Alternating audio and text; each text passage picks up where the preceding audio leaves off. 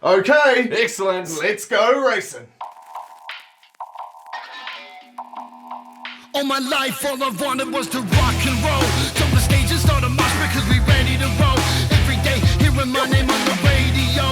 Everybody jamming my tunes on their stereo. Cause I'm a punk rocker, bass dropper, ready to drop. Crowd is straight, vibing, stage diving, never gonna stop. We bout to pack this party up. Okay viewers, so we've brought you back to the studio. We thought we'd better catch up with you guys and give you a little bit of an update because not too long to go, we have got round 3, the final round of the Garage16 Modified Super Series coming up. That's right, and there's so much going on. It's going to be kicking off the final round on the 11th of January at 7 PM is when their flag drops, and it's going to be at, as always, the Max Motors Wellington Family Speedway. That's the one, Vince. And before we start having a bit of a recap on the racing so far and a bit more of a talk about round 3, we want to remind you viewers that this racing is not just about the racing entertainment. Garage16 and their sponsors have put together a whole heap of prizes to give away on the night. Tell our fans a little bit about how they go about getting the prizes, Vince. Well, it's pretty simple. The way you get yourself in the draw to win one of those prizes is just buy one of our official programs at the Garage16 trailer. Nice and cheap and definitely worth it because the prizes are going to be great. First of all, we've got 2 packs, each consisting of a couple of movie tickets, a couple of dirty shakes from Grind, and $40 warehouse vouchers. We've also got a Synergence Lip Sense starter pack from Kelly Lewis Beauty. We're also giving away a couple of awesome G16 clothing merchandise packs consisting of hoodies, t-shirts, caps, and a few other bits and pieces. Okay, and we also have from one of our major sponsors, Upper Hut Tires up to the value of $1,000 to give away, so that's a pretty damn good price. Exactly, and that's going to be a very good set of tyres indeed. You can get yourself very good tyres for $1,000. Yes, and because we want absolutely everyone wearing and promoting this brand new Modified Super Series, for the fans, one night only, you can own one of these Modified Super Series t-shirts for only $10. Show the back, Vince, show the back. So Vince, tell us again, how do the people get their hands on the prizes? Well, as I said before, get yourself an official Modified Super Series program from the Garage16 trailer shop. It's going to have a number on the back, and listen out over the intercom. You're going to hear one of those numbers called out, and hopefully it's your number. Also remember to get along to the Garage16 trailer shop and get yourself a set of these dust-proof glasses. No more dust in the eyes. Only $10, it's a steal.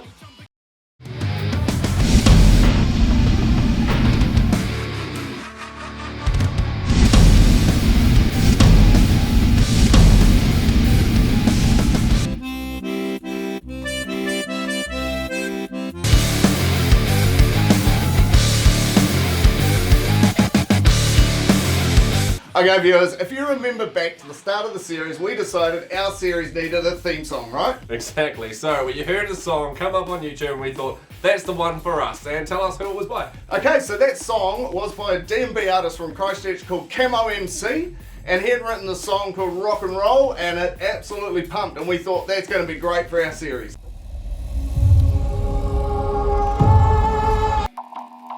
All my life, all I wanted was to rock and roll.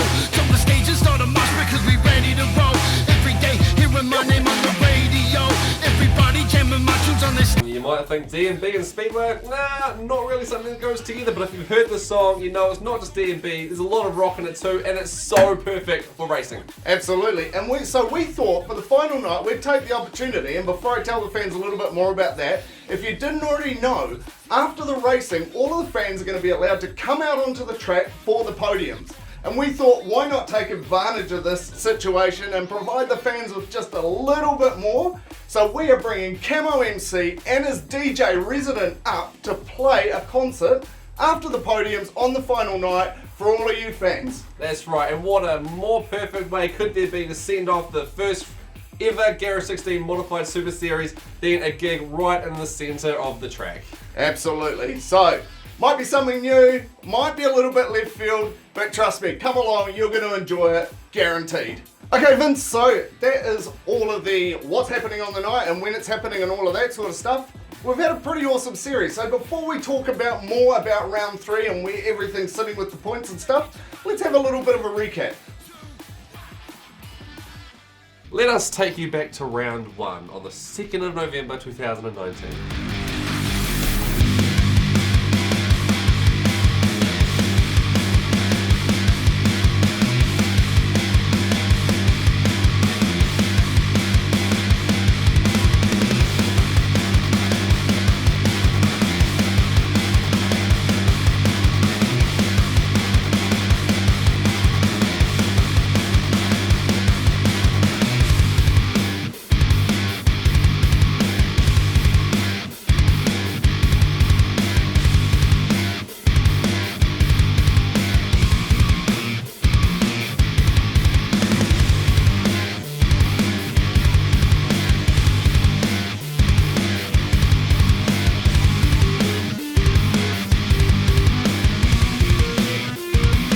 First round of the series, pretty much the first round for a lot of the drivers. Drivers had thrown engines in the night before, drivers had to get new engines on the final week.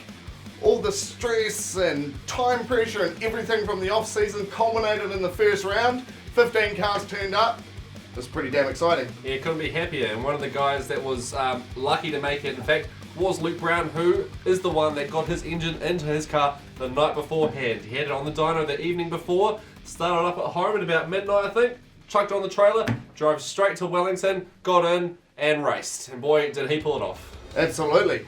And in terms of the racing itself, we had quite a bit of action, a little bit of carnage. We had Wayne Everly, didn't have too good a night. So we just stayed out there coming off the turn, and Dean come through and just took me front axle clean out. Ended up with a non-finish, front end of his car taken off.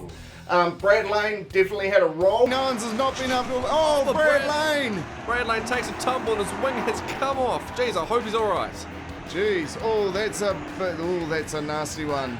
It doesn't look too good. It looks like there was a GoPro in his car. Let's take a look at this footage. Oh my goodness, jeez.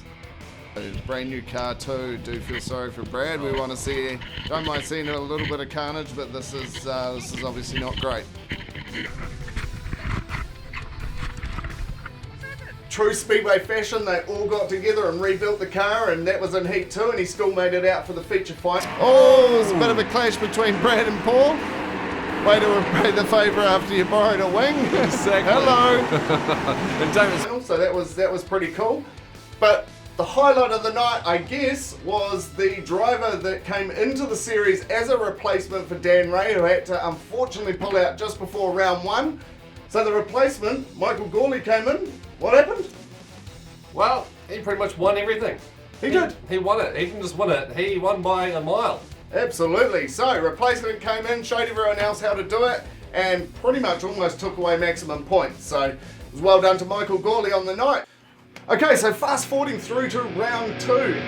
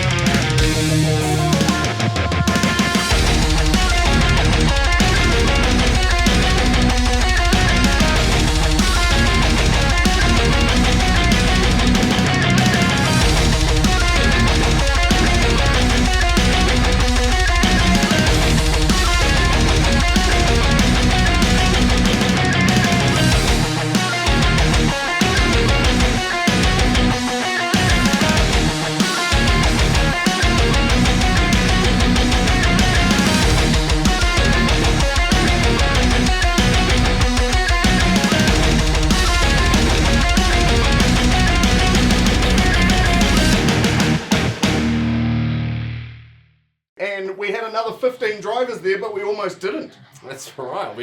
We almost lost one of our drivers, Dean Owens, 23W, when he was fixing his car, or getting his car ready the week before. His car slipped and he got a couple of fingers stuck in between one of his suspension arms. Yeah, I didn't start off too well. Last Sunday I was doing a bit of maintenance on the car and just getting a bit tired in the garage and doing some suspension work, and I lifted an arm up and it shot my fingers through a suspension arm and the roller, and I was stuck there for 55 minutes because no one was home. I was yelling and screaming, but no one would listen, obviously. And so finally got some tools and winched the arm up and slowly got my fingers out, but it took a long time, a lot of pain to do it. But yeah, got carted away in the old ambulance and got looked after very well at the Hutt Hospital. So no, we'll fight to live another day. Tell you what though, these Speedway people are a little bit tough, because that was only a week out from the second round of the series, and as we said, 15 drivers turned up, including Dean. So either tough or crazy. I can't decide which one. Okay, also in round two we had another couple of drivers suffer a few technical difficulties. So Jonas England pretty much throughout the night started to have a few steering box issues, made it all the way through to qualifying, even made the quali dash. But come the feature final, he was standing there in the interview with the famous Vincent here, and saying that he thought it might be all over for the evening. Yeah, we're just did the best we could with the steering box, but unfortunately it's yeah, not good. And then he realised pretty much just going out on the track actually gives you some points. How many points is last? I'm gonna go out and do a lap. Yeah, that'd be worth it. Alright, so I've just heard from 17W Jonas England that he's not going to be able to do the final, but there are still points on the line, even if he comes last, if he just makes it onto the track and does one lap. So, having just spoken to him, he's now running around, seeing if he can get his car ready for one lap so he can still get those points. What a genius. That's right, all he had to do was complete one lap and you get some points. And as we'll see shortly when we look into the points, it made a real difference. Not only did he go out and complete one lap, he did almost the entire race. But look, Jonas in 4th position now. Talk about just one lap, that's cheeky. Oh, and he's heading around the outside. And what kind of performance is this? This is not too bad with an issue with the steering box. In 2nd place now, 2nd place. He thought he was only going to do one lap, now in 2nd place. Well, what an incredible performance from him. Unfortunately, he did give up the ghost in the last few laps though, and drop a few places. And there's a fly-on seat. Yes. I think it went well. Okay, and then to cap off round 2, the replacement from Christchurch again. Potentially a few drivers regretting us throwing his name in the hat, I think, because Michael Cawley came back up for round 2 and pretty much blitzed the field again. Yeah, there was quite some space between him and 2nd place again in a lot of the races, but it was well deserved. His car was on form, he was on form. He had such an amazing evening, and once again he took out the 2nd round. Coming into the last corner is Michael Cawley in 1st place, followed by Luke Brown. Crossing the line in 1st place, Mark Cawley.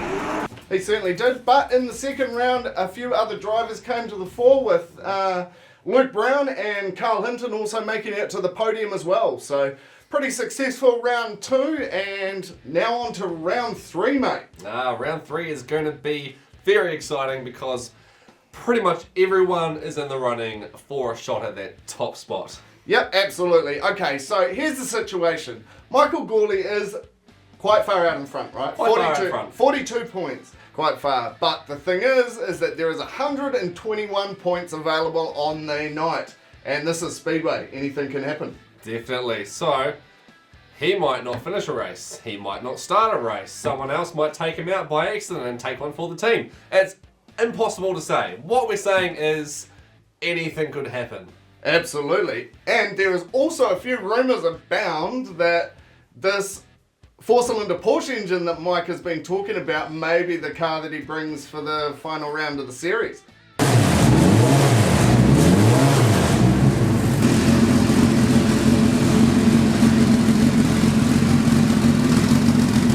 Which is not his current one that he's been using. Yeah, it's not his current one that he's been using, so he has been driving the V8, the 6C, but there is a potentially may bring that 4-cylinder Porsche engine, which sounds like it's absolutely amazing, but the man himself will admit it's about taming the beast at the moment. That's right, you can't keep those front 2 wheels on the ground, so if he manages to do that in this car, then that will be very exciting as well. Absolutely, so there is a possibility of that because any person with a 42-point lead may assume they could take a few risks, so it'll be interesting to see what happens there. But from position 2 all the way down to position 11, there is only a few points in it. So we are talking no more than 25 points spread between 2nd place to 11th place. That's some excellent quick math there, Aaron, you're right. Okay, so we do have Michael out front on 42 points. We've got a very short point spread from 2nd to 11th. Anything can happen on the night. Anyone could be standing on those podiums to get themselves the trophies. Exactly, so it's going to be all on the line. All the drivers are going to be going hard at it every race on the 3rd round, and it's going to be such a great thing to watch. Okay, so also heading into the 3rd round, what we've got to remember as well is, unlike round 1 and round 2 followed up pretty closely, a lot of these drivers have had sort of 3 or 4 meetings. There's been the North Island Champs at Stratford since. There's been lots of local events, people getting their cars dialed in. There's a few drivers with some new cars this year, so I'm pretty sure they'll be starting to get used to them. So hopefully come the series, the final of the series, they're going to be able to start taking a few more risks and really gunning for one of those trophies and the prize money on offer. Yeah, definitely. And one of those guys with a new car was Jason Cawley driving 12S. And he has raced an absolutely brilliant race, brand new car, brand new engine, wins first time out. Congratulations to Jason Cawley. And he's had a good run, and he's also in the running for a very good finish to the series. Okay, so that is all what's happening and how the points sit for round 3, but we've also got one more thing coming up. Just a little bit of a change for the night, right? That's right, there is a bit of a change to the format on the evening. The drivers came to us and suggested this, and as soon as they said it to us, we were like, definitely we are doing that. And what is it? We are going to be replacing the 6-lap qualification dash with a pole shuffle. Absolutely. So, I know there's plenty of Speedway fans out there that know exactly what a pole shuffle is, but unlike the 6-lap dash, where basically the top 6 cars from Heat 1 and 2 have a race over 6 laps to decide which position they're going to be in the feature final. Instead, for the pole shuffle, what happens is the car in 6th place goes out and has a challenge first up with the driver that was in 5th place after Heat 1 and 2. They then do a 2-lap race, and the winner of that race stays on and gets challenged by the person in place number 4, all the way up to 1st spot. So theoretically what that means is the person sitting in the 6th spot after the first 2 races could take pole position in the feature final. Absolutely. And it is a little bit of one-on-one action, and we have had the pleasure of seeing a couple of deciders where 2 modifieds race each other. And yes, it is extremely exciting having a full field of cars on the track, but the whole idea of the pole shuffle with 2 guys just going at it around the track is pretty exciting, so we're looking forward to seeing that. Okay, ladies and gentlemen, thanks for putting up with us again, but we are looking forward to seeing hopefully a heap of you at the Max Motors Wellington Family Speedway on the 11th of January for the final of the Garage16 Modified Super Series. And if you can't make it, remember to check us out at modifiedsuperseries.com, where you can find coverage of the first 2 rounds and the 3rd round eventually as well. Very lastly, a huge thanks to the fans. We have had so much support. It's been absolutely amazing, and without you guys, we don't have much. That's right, and a special mention to Deirdre, you know who you are,